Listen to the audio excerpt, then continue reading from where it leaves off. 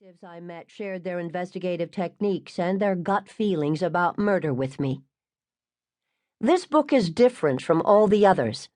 To my great surprise, in the long title case, Last Dance, Last Chance, I heard from both the would-be killer and the victim, albeit 2 years apart. I probably wouldn't have remembered the first call from the convicted man if an alert reader hadn't sent me an email. She wanted to tell me about a story in her city that she thought would make an interesting book. It sounded interesting, even more interesting when she gave me the name of the accused, which sounded vaguely familiar. I dug deep into a box of newspaper clippings, letters, and my own notes scribbled on fading yellow legal pads, and found something that matched my recall. I finally located what I sought: notes on a phone call from a physician in Buffalo, New York.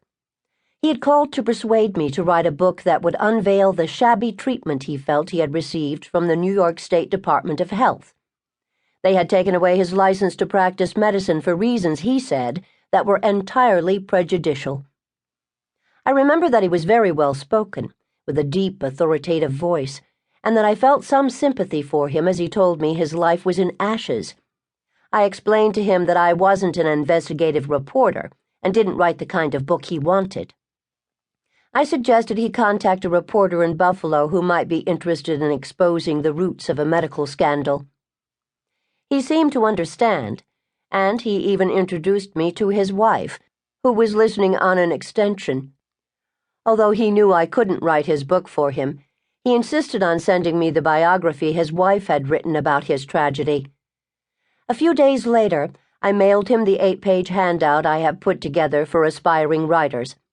He sent me the manuscript of his biography, which was more than 100 pages long, single-spaced, and full of details about his life, especially about his career in medicine and its disastrous ending.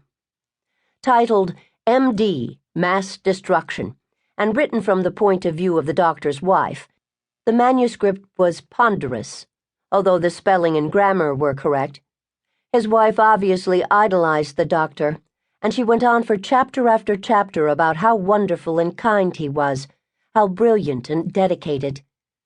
The story wasn't for me, and I have to admit that I didn't read it all. It was overwritten, overwrought, and very one-sided.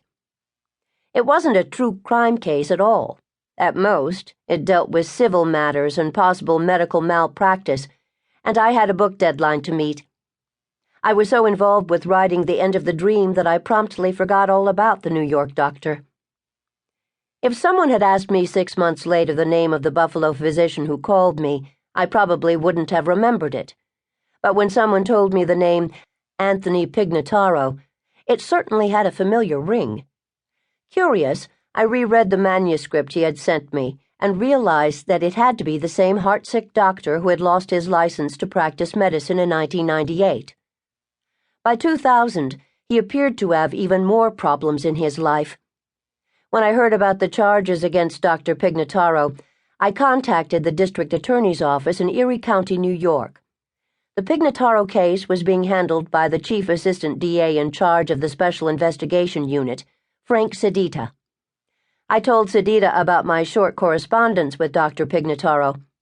Because I knew that Pignataro had read my books, I sent Sedita 2 volumes that I thought might have significant ties to his current investigation: Everything She Ever Wanted and Bitter Harvest.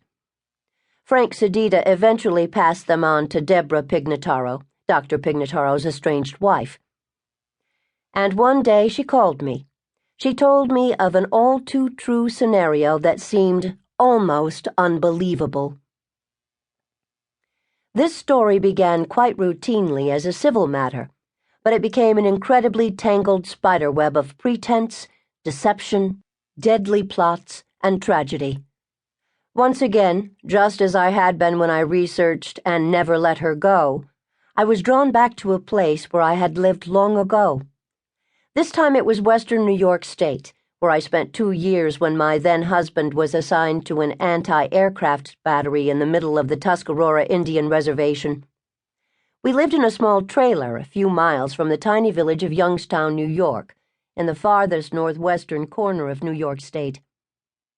My first child was born in Niagara Falls at Mount St.